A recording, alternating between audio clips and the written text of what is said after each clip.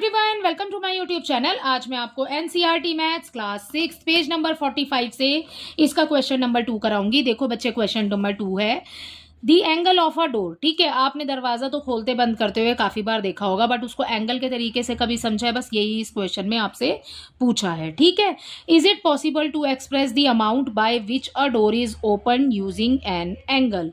ठीक है, आपसे एक एंगल के तरीके से पूछा गया है कि आप उसकी अमाउंट को, डोर के अमाउंट को आप एक एंगल के उसमें मेजर कर सकते हैं। ठीक है, एक्सप्रेस कर सकते हैं।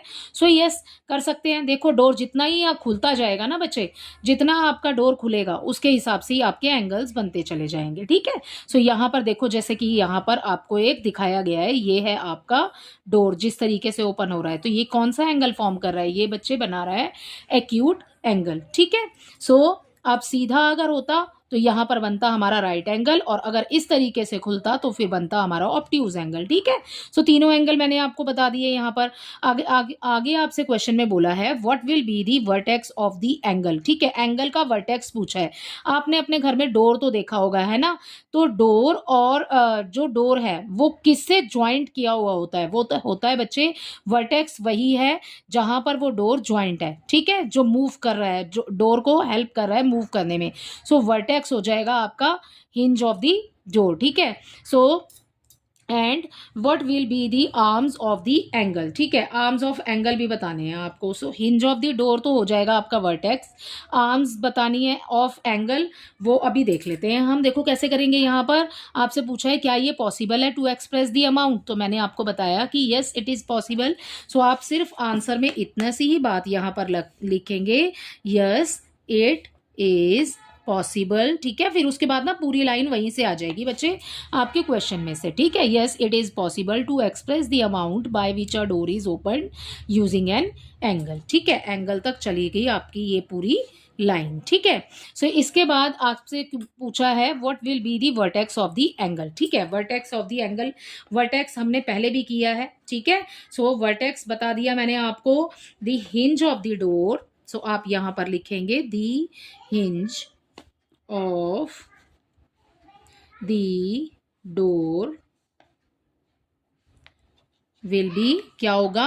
वर्टेक्स होगी। ओके बच्चे, सो ये हो गया बेटा हमारा वर्टेक्स ऑफ, आगे आपसे बोला है ऑफ द एंगल। ठीक है, ऑफ द एंगल, राइट। सो ये हो गया बच्चे हमारा कंप्लीट। आगे बोला है what will be the arms of the angle. ठीक है, सो आर्म ऑफ द एंगल क्या हो जाएंगी? आर्म्स ऑफ द एंगल हो जाएंगी वॉल एंड दी डोर। ठीक है, सो यहां पर लिखते हैं the wall and the door. ठीक है, विल बी, ये आपसे क्वेश्चन में से भी पूछा है, will be the arms of the angle. ठीक है, so will be arms of the angle, पूरा एंगल तक लिखना है आपने अपने क्वेश्चन में से। ठीक है, तो मैंने पूरा नहीं लिखा बच्चे, यहाँ लिख दिया मैंने ऐसे डॉट डॉट लगा के। ओके, सो अब मैंने आपको ये समझा दिया कि डोर आपका किस तरीके से ओपन हो रहा है। चीज सही है। सो ये आपका बना रहा है यहाँ पर एक्यूट एंगल। ठीक है, ये हो गया आपका एक्यूट एंगल, राइट। जब अगर स्ट्रेट होगा तो फिर आपका क्या हो जाएगा? Right angle. ठीक है, सो ये हो जाएगा बच्चे आपका राइट एंगल। ठीक, सो यहाँ पर अगर आप इसे नाम देना चाहते हैं तो नाम भी दे सकते हैं। जैसे कि हम इसे नाम देते हैं, यहाँ पर हमारा ए हो गया, ये बी हो जाएगा, और ये हो जाएगा हमारा सी। ठीक है, ए बी सी।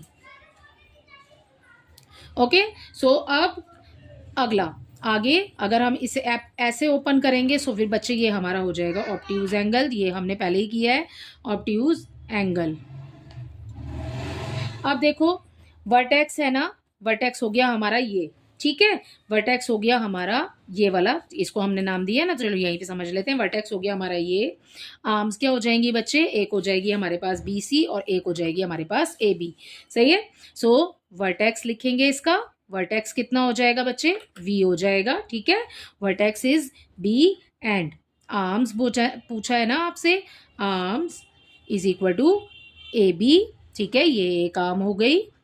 ठीक है, ए बी, एंड जो नेक्स्ट आपसे पूछी है आर्म वो हो जाएगी हमारे पास बी सी। ठीक है, सो इसी के साथ आपका क्वेश्चन नंबर 2 कंप्लीट होता है। आई होप इसके क्वेश्चन में 3 पार्ट्स थे, तीनों ही आपको अच्छे से समझ आए होंगे।